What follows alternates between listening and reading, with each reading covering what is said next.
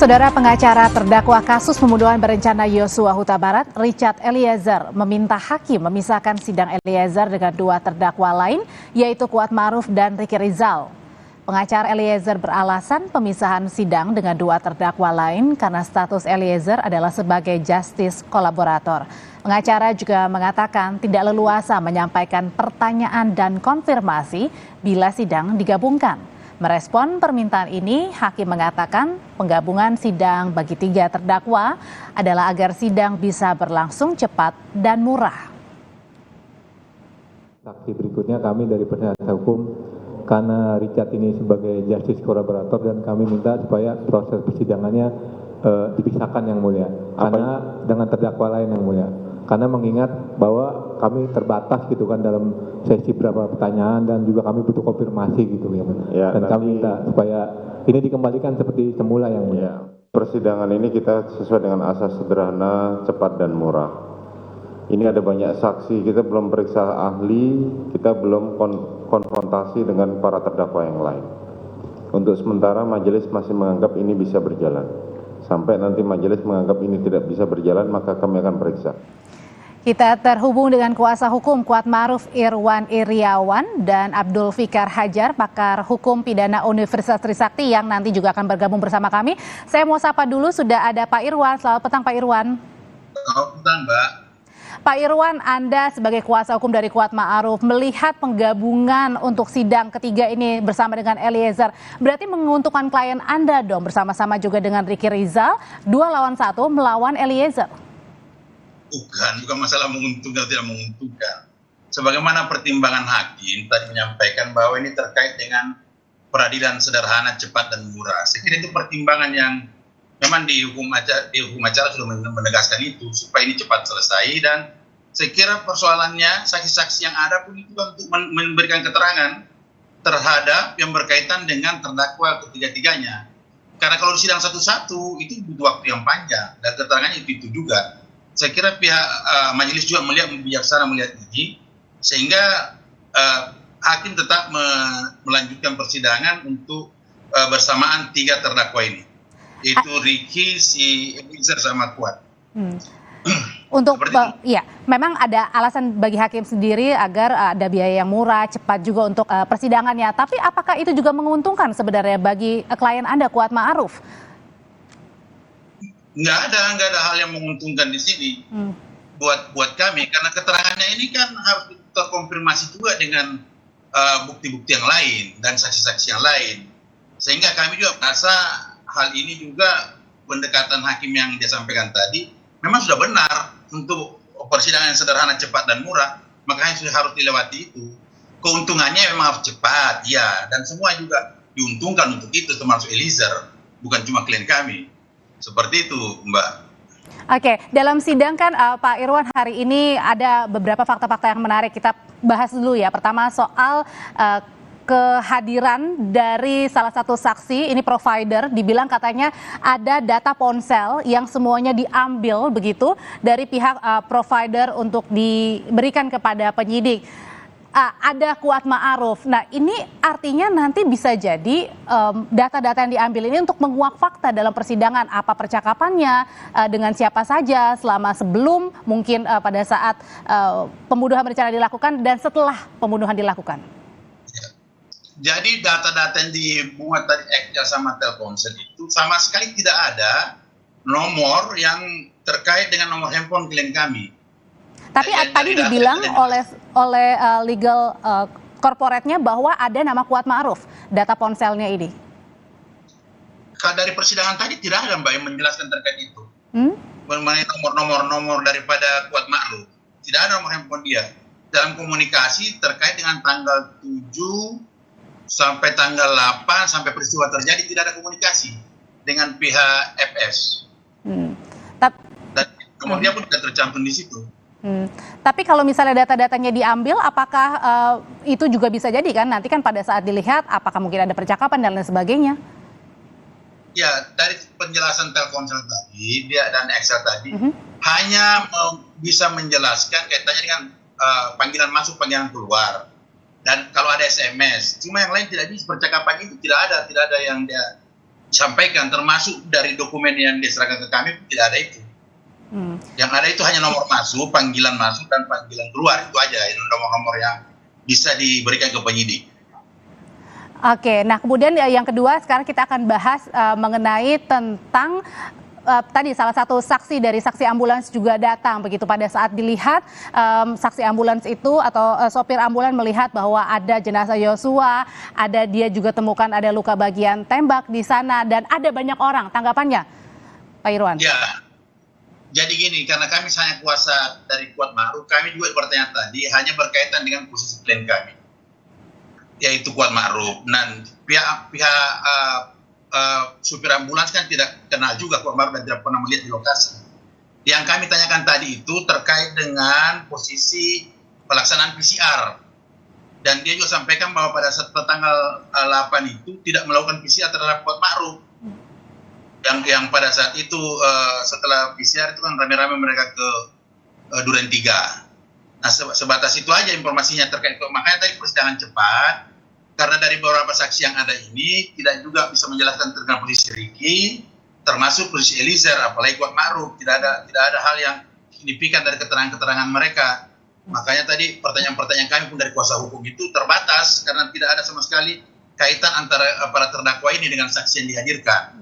Pak Irwan, Kecuali yang kaitannya PCR ya. Ya, Pak Irwan, dalam beberapa kali persidangan kita lihat kan Kuat Ma'ruf ini klien Anda cukup tenang ya, mungkin agak kurang tenang pada saat berhadapan dengan saksinya adalah ibu dari Yosua. Nah, itu apakah juga bisa mengindikasikan bahwa klien Anda sejauh ini yakin bahwa klien Anda tidak bersalah? Ya, saya kira seperti itu. Dia yakin betul bahwa dia tidak bersalah. Kemudian di samping itu dia ini kan sipil dan pekerjaannya bekerja di pihak Pak FS dan Ibu PC ini sebagai pembantu dan supir, sekaligus jadi pembantu juga. Makanya bukan persoalan tidak tenang dan dia juga merasa tidak ada hal yang menurut dia yang dia lakukan yang salah dalam peristiwa ini. Makanya dia tidak merasa bersalah untuk makanya dan itu juga kelihatan ya dari reaksi Kuat Ma'ruf beberapa kali hadir dalam sidang ya Pak Irwan. Pak Irwan, di sini kita juga bersama dengan pakar hukum sudah ada Pak Jamin Ginting. Selamat petang Pak Jamin. Selamat petang Mbak. Pak Jamin, dengan hari ini perdana nih sidang dari Kuat, Eliezer, Ricky Rizal digabungkan. Menurut Anda sendiri, kalau 2 lawan 1 melawan Eliezer sebagai justice kolaborator, ini artinya bisa memenangkan nggak bagi 2 klien Kuat dan juga Ricky Rizal menghadapi Eliezer? Siapa yang paling diuntungkan dalam hal ini? Ya, kita lihat dari pertama kali sidang aja sudah hakimnya sudah mengaturnya agak salah ya. Salahnya? Pertama sekali mereka dijejerkan waktu pembukaan sidang itu sebenarnya tidak dibolehkan sehingga dia menyadari kesalahannya sehingga Kuat Ma'ruf dan juga Brigadir R dikeluarkan dulu gitu sehingga masuk dulu di situ Baradae. Kekhawatiran apa sih Pak Jamin, kan ini hanya pada saat pengenalan di awal saja dijejarkan? Ya justru dari awal itu sudah seharusnya dilakukan terpisah karena status JC itu mesti melekat pada Baradae begitu. Nah ini saya nggak tahu pemikiran hakim karena konteks daripada pemeriksaan hari ini sebenarnya pemeriksaan saksi-saksi harusnya itu terpisah. Tadi sudah dijadwalkan lebih dari hampir 12 ya atau 13 saksi akan dihadirkan, tapi yang hadir cuma 5 begitu ya.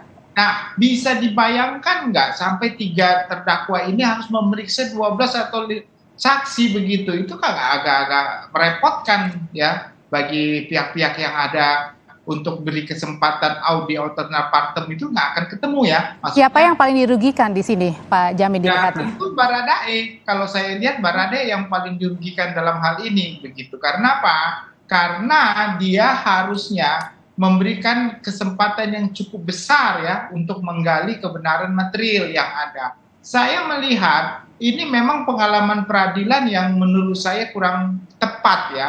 Karena alasan peradilan yang sederhana, cepat dan murah itu bukan mengabaikan mencari kebenaran material, bukan. Walaupun ya terkait dengan waktu yang lama, terkait biaya juga enggak kan segala macam itu ya. Itu juga harus diperhatikan apakah dengan seperti ini kebenaran material itu bisa tercapai atau enggak? Itu Jadi yang dilihat Pak Jamin sendiri mungkin saja ada tekanan yang dirasakan langsung oleh Eliezer ketika berhadapan dengan Kuat dan Ricky.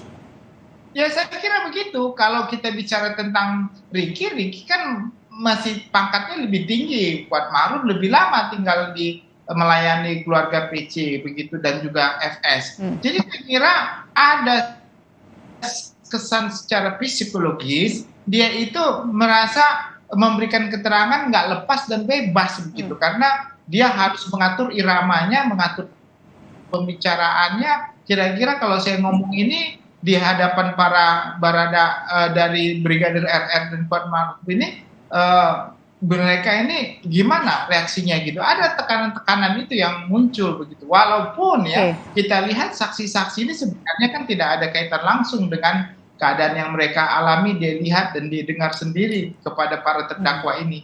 Itu yang justru maka saya kira ini menjadi pelajaran begitu bagi hakim untuk kedepannya kalau bisa apa usulan dari kuasa hukum Baradae ini diakomodir begitu. Kalau yang dilihatnya ada tekanan dari Eliezer, kalau Kuat sendiri tidak ada tekanan, Pak Irwan, ketika dihadapan dengan Eliezer? Tidak ada tekanan, kami kan itu kebijakan hakim itu, dan bukan atas permintaan kami juga, kaitannya dengan disidangkan bersamaan seperti itu. Dan kami merasa ya sah-sah aja kebijakan itu, mungkin terkait yang seperti alasan majelis tadi, untuk persoalan peradilan cepat, sederhana, dan murah itu.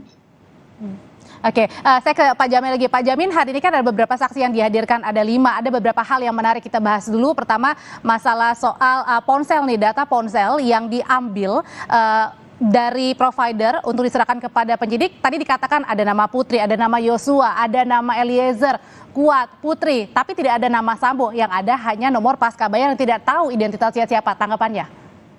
Ya itulah, saya kira saya nggak tahu persis karena kan Telkom ini kan Excel atau apa ya yang terkait dengan provider yang berbeda. Apakah memang nggak ada nomor daripada FS kepada mereka? Atau dari awal memang sudah dibersihkan terlebih dahulu atau sudah diambil lebih dahulu yang tidak ada dalam permohonan ini?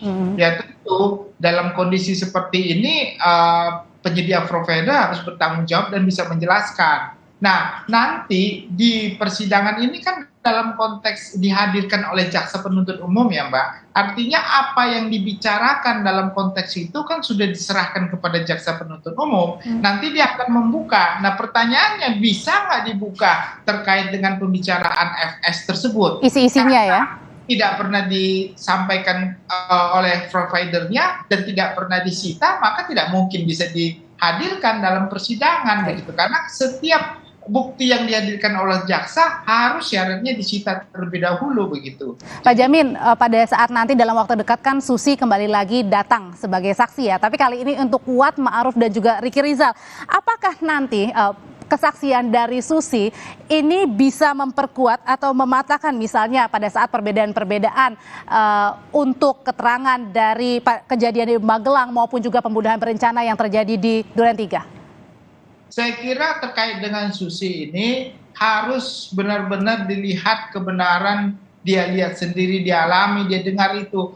Kan kita ketahui, coba ya bayangkan hari ini seorang pekerja ambulans dan juga dari Telkom dari provider dia sangat bebas Mbak, dia ngomong lancar banget, tidak ada sesuatu perbedaan kita lihat keterangan Susi dengan yang hadir hari ini. Karena apa? Karena dia lihat sendiri, dia alami sendiri, dia sudah sampaikan. Tetapi kalau si Susi kemarin itu kelihatannya dia berusaha untuk mengucapkan sesuatu yang sudah ada di mindset pikirannya. Sehingga waktu bertanya, dia berpikir bagaimana menjawab, mengalihkan jawabannya supaya sesuai dengan apa yang dia sudah terima mindsetnya itu. Sehingga ada waktu delay dan dia lambat untuk mengaturkan itu, bahkan sampai bergeser. Nah ini kan kelihatan berbeda. Saya khawatir kalau sampai keterangannya sama, waktu dia keterangan sampaikan berbeda seperti itu, saya khawatir nanti jaksa benar-benar memerintahkan supaya si Susi ini ditahan begitu karena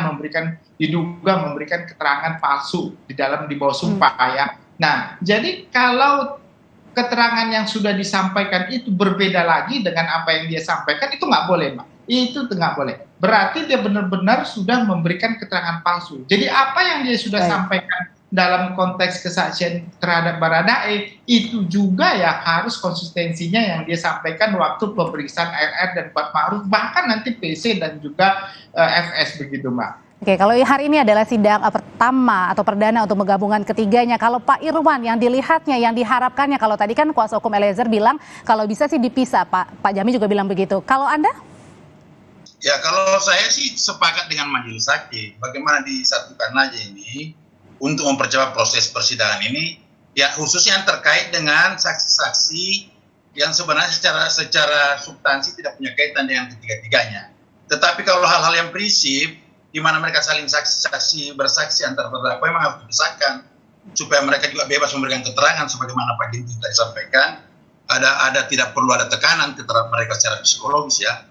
Nah, hal seperti itu saya kira harus diperhatikan juga. Untuk efisiensi, saya kira saya sepakat digabungkan untuk saksi-saksi yang secara substansi tidak terlalu berkaitan dengan para terdakwa. Tetapi kalau hal-hal prinsip, keterangan-keterangan antara terdakwa memang harus dipisahkan seperti itu, Mbak.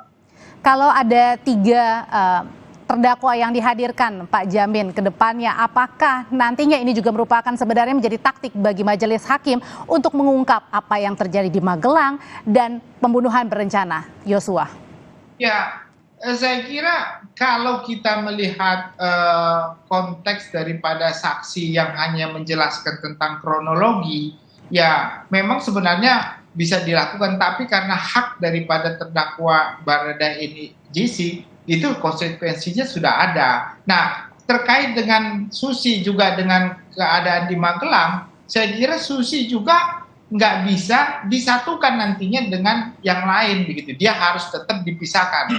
Contohnya FS dan PC harus dipisah dengan Brigadir RR dan juga Kuat Ma'ruf. Khusus untuk Susi harus dipisah-pisah seperti itu. Nah, bagaimana peran Susi ini sangat penting, tetapi penting hanya untuk motif, dan motif itu nggak begitu penting dalam persidangan ini. Motif yang di Magelang ya maksudnya berarti ya? Ya, motif itu kan hanya sebagai dasar supaya Ibu FS, Pak FS itu, Pak Ferdy Sambo itu diringankan karena ada alasan dia untuk melakukan suatu perbuatan itu, alasan sebab akibat. Tapi itu bukan dasar untuk menghapus suatu perbuatan pidana. Jadi 340-nya tetap kalau memang itu dapat dibuktikan, satu. Yang kedua, motif itu juga tidak bisa dimunculkan tanpa bukti. Jadi tetap juga harus ada buktinya. Nah, bagaimana bisa memastikan bukti? Satu, Mbak, yang saya lihat, FS ini kan bersikukuh tegas bahwasanya ada motif pelecehan. Saya yakin dia punya video, Mbak, di Magelang atau dimanapun itu yang menunjukkan ada kebersamaan mereka. Tetapi apakah itu sebagai suatu pelecehan atau tidak, itu bicara lain lagi. Pak Irwan, terakhir, masihkah Kuat Ma'ruf ini tetap berkeyakinan bahwa apa yang nanti dia utarakan, dia ungkapkan di persidangan adalah betul fakta yang dia ungkap, bukan sebaliknya? Ya, sejak awal kami mendampingi beliau itu sudah menegaskan kepada dia bahwa apa peristiwa, apapun risikonya dia harus menyampaikan secara tegas, secara jujur, apa yang dia lihat, dia rasakan sendiri atas suatu peristiwa. Sehingga kami yakin sampai sekarang, apa yang disampaikan di peradilan nantinya, itu hal-hal yang benar yang sesungguhnya. Makanya itu yang dari awal kami sepakat pada saat mulai pendampingan kepada Kuat Ma'ruf ini. Seperti itu. Terima kasih Pak Irwan Iriawan, kuasa hukum Kuat Ma'ruf, dan juga Pak Jamin Ginting sudah berbagi informasi di Kompas Petang. Saya selalu Bapak-Bapak. Usai jeda kami kembali saudara dengan informasi dari 17 pemimpin dunia direncanakan menghadiri gelaran G20 di Bali.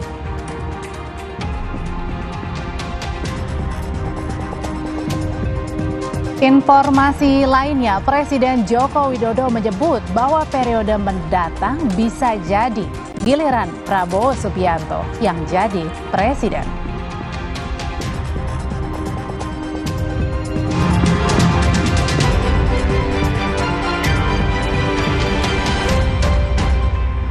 Jawaban saudara berubah-ubah. Ada apa? Di kampung itu ya logo lah kalau di kampung itu gitu. Uang ke Jakarta ya baru satu kali itu dia. Pernah Susi mengeluhkan soal ya diperintah, ditekan. Apa perlu memberikan ancaman seperti itu kepada Ya itu sih peringatan boleh. Masalahnya sekarang bukti kebohongannya. Nilu, Senin 7 November pukul 8:30 malam di Kompas TV. Gak dingin aja, tetap segar. Yuk Aqua dulu. Datang dari sumber alam yang terlindungi, murninya air mineral Aqua, berikan air minum berkualitas. Apapun aktivitasmu, Aqua dulu. Inovasi Indomie hype abis. Kebab Turki dan rendang Padang yang enaknya ngehits dimix di Indomie hype abis kebab rendang. Rasa smoky creamy kebab Turki sama gurihnya rendang Padang dimix asik. Indomie hype abis kebab rendang mix asik. Yuk cobain. Makin delicious, makin endes. Double ngehits di mulut. Indomie hype abis kebab rendang mix asik. Oreo wafer? Nanti. Hah? Nyesel nggak bisa ngomong keras-keras. Oreo wafer, 7 lapis, tebal, rasa coklatnya renyah. Ini Reza, plus mau dan kebutuhannya yang nambah terus. Halo. Suka nonton plus workout. Plus, habis itu suka lapar. Plus cari bahan obrolan, bahan tontonan, bahan kerjaan. Halo Plus, mudah diatur, tanpa kendala, penuh kendali. Ini hidup Plus ala Reza. Kalau kamu...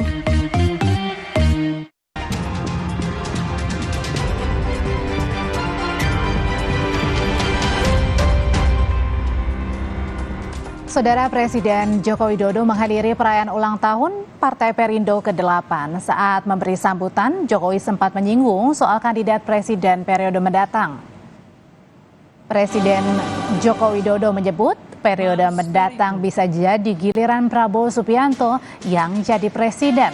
Hal ini disebutkan Jokowi saat memberi sambutan pada perayaan hari ulang tahun Partai Perindo yang ke-8 di kawasan Kebon Siri, Jakarta. Perkataan Presiden Jokowi langsung disambut sikap hormat dan senyum oleh Prabowo Subianto. Saya ini 2 kali wali kota di Solo menang, kemudian ditarik ke Jakarta gubernur sekali menang, kemudian 2 kali di pemilu presiden juga menang. Mohon maaf Pak Prabowo.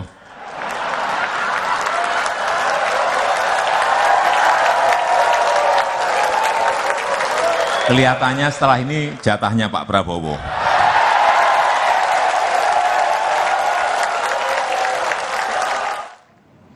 Indonesia siap menggelar puncak konferensi tingkat tinggi G20 di Bali 15 hingga 16 November. Sejauh ini 17 pemimpin negara menyatakan kesediaannya untuk hadir.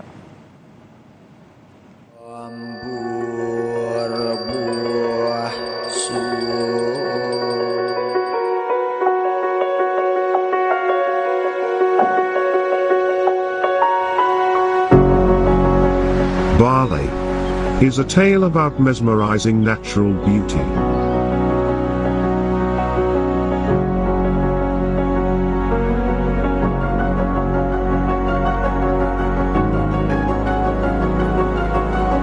Recover together, recover stronger. Kami akan menyambut Bapak Ibu semua dengan penuh kegembiraan dan tangan terbuka. Selamat datang di Indonesia. Puncak konferensi tingkat tinggi G20 siap digelar di Bali 15 hingga 16 November mendatang. Presiden Joko Widodo memastikan 17 pemimpin negara sudah mengonfirmasi hadir. Meski tak merinci negara yang belum menyebut hadir, Jokowi akan terus menghubungi 3 pemimpin negara untuk dapat datang ke G20. Kepala negara menyebut hampir seluruh negara G20 hadir, jadi prestasi bagi Indonesia sebagai tuan rumah. G20 tinggal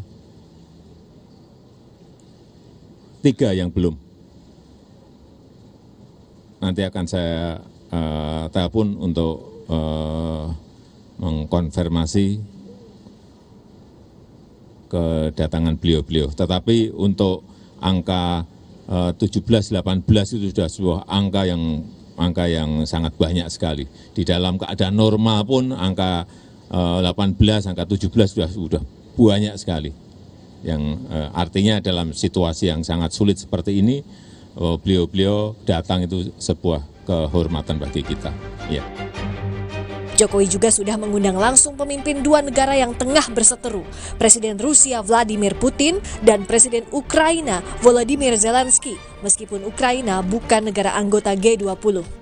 Indonesia sebagai pemegang presidensi G20 berharap pertemuan tingkat tinggi itu jadi momentum bangkit menghadapi berbagai tantangan, mulai pandemi hingga perang Rusia-Ukraina, sesuai tema Recover Together, Recover Stronger.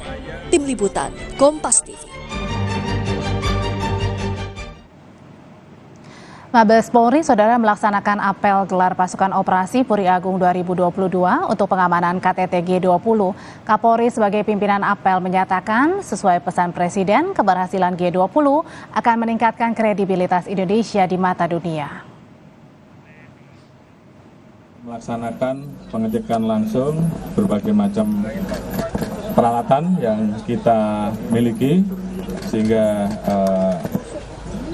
masing-masing tentunya memiliki kesiapan terkait dengan pelaksanaan tugasnya, mulai dari kondisi normal sampai dengan kondisi kontingensi. Usai jeda hujan deras sejak pagi, sejumlah ruas jalan di Jakarta Selatan terendam banjir.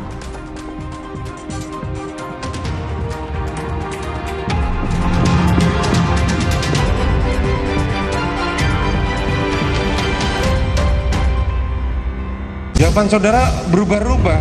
Ada apa? Di kampung itu ya logo lah kalau di kampung itu. Gitu. Uang ke Jakarta ya baru satu kali itu dia. Pernah Susi mengeluhkan soal ya diperintah, ditekan, apa perlu memberikan ancaman seperti itu kepada? Ya itu sih peringatan boleh. Masalahnya sekarang bukti kebohongannya. Nilu, Senin 7 November pukul 8:30 malam di Kompas TV. Indomie Hype Abis. Smoky creamy kebab Turki dan gurihnya rendang dimix di Indomie Hype Abis kebab rendang Mix Asik. Yuk cobain. Makin delicious, makin enders. Indomie Hype Abis kebab rendang Mix Asik.